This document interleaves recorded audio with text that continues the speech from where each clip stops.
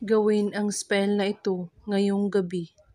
Ang simpleng spell na ito ay magiging mahalin ka at maalab ang iyong pag-ibig na kahit sino humalang ay walang magagawa.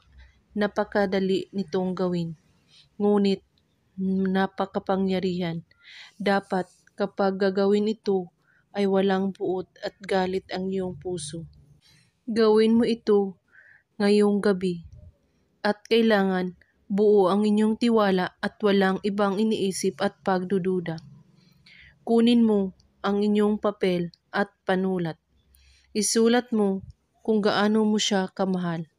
At pagkatapos ay isulat mo ang kanyang pangalan at ang iyong pangalan.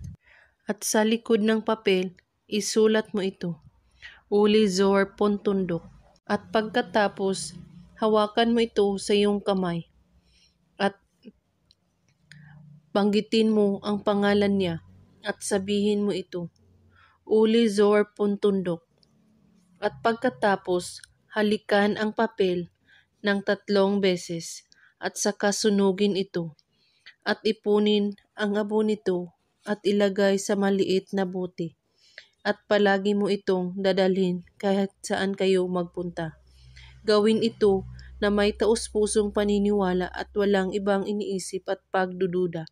At kung may katanungan po kayo ay magko-comment lang po sa baba. Maraming salamat sa panonood.